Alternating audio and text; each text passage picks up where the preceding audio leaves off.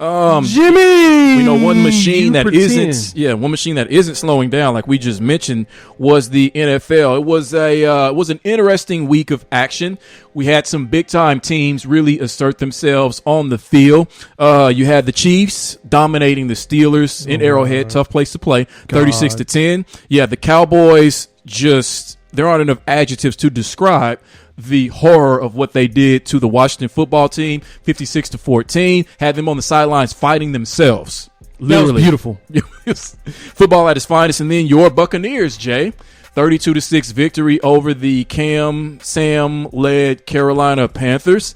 And then you had the Packers on Saturday, one of the games within which the NFL infringed upon the NBA's territory, and the Packers squeaking out a win over the Browns 24-22 to go to 12-3, the best record in football. So between these four teams, Jay, that have definitely asserted themselves, who we know are going to be major factors in the playoffs, between the Packers, the Chiefs, the Cowboys, and the Bucs, of those four teams, who are you least and most confident in getting to the Super Bowl in February?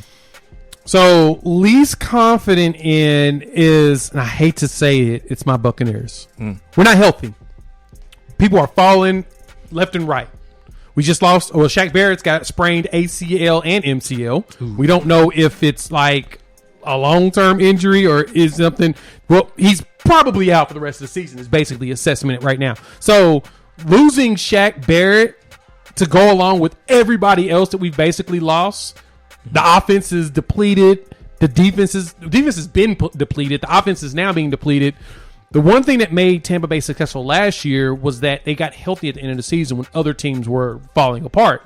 Now it's the reverse. We're the team falling apart and everybody else is getting healthier, like the Chiefs. And Cowboys. So that concerns me that my Buccaneers long term, we have to see how health-wise they look coming out of this. The team that I'm most confident about right now, honestly, it's the Packers. They're playing great football. They're beating key teams and important teams. They're also getting healthy.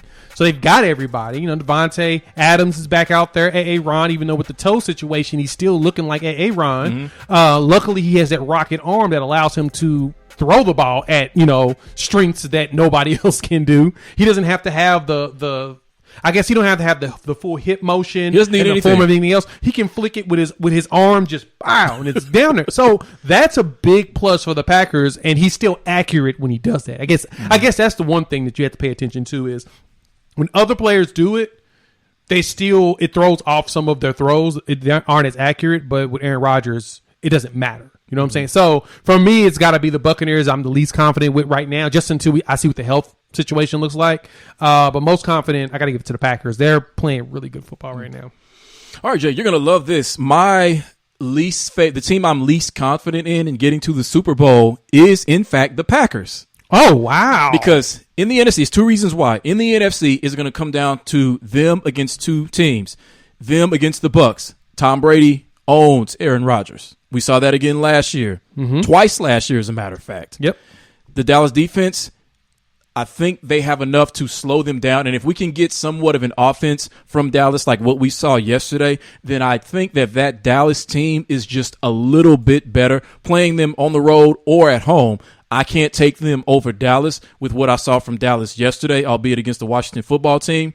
And haven't we seen – this is the fifth season of this particular movie where the Packers look great in the regular season, get to the NFC Championship, and what happens, Jay? They lose. So that reason, they are cursed when it comes to the NFC Championship, no matter how good they've been that season. So for that reason, I don't want to get hit in the face a fifth time, so I cannot put confidence in the Packers, as good as they look and having the best record in football, that they're going to get there. So they're my least team that I'm least confident in to get to the Super Bowl. The team I'm most confident in to get to the Super Bowl is the Kansas City Chiefs, primarily because they have the easier path in the AFC. I know the Bills are probably going to be there again in the end, and they're going to be a formidable team. But outside of that, the Chiefs have no threats whatsoever. You see what's happening to the Patriots. The AFC North, you don't really fear any of those teams. The Ravens are too hurt. The Steelers need to get rid of Big Ben, and the Bengals are too young. And in their own division, you saw what just happened to the Chargers yesterday. We're not going to get into that because we don't have a whole 4 hours to depress ourselves in looking at what happened to the Chargers in Houston. So I think the Chiefs have the easier path. They've been to the last 2 Super Bowls, and combined between how the offense is playing and how the defense is playing, they may actually be playing the best football in the NFL right now. Ooh. So I would say the Chiefs. I can give you that. I feel like you're disrespecting the Bengals because they are playing great football right now. True. Joe Burrow is eating. Yeah. Their defense is actually a lot better than traditionally advertised. True. Well, actually, correction. Back in the Marvin Lewis era, that Cincinnati defense was vicious. They were consistent. Yeah. They're also really dirty. They had a lot. I mean, they had a lot of questionable players. Vontae's perfect.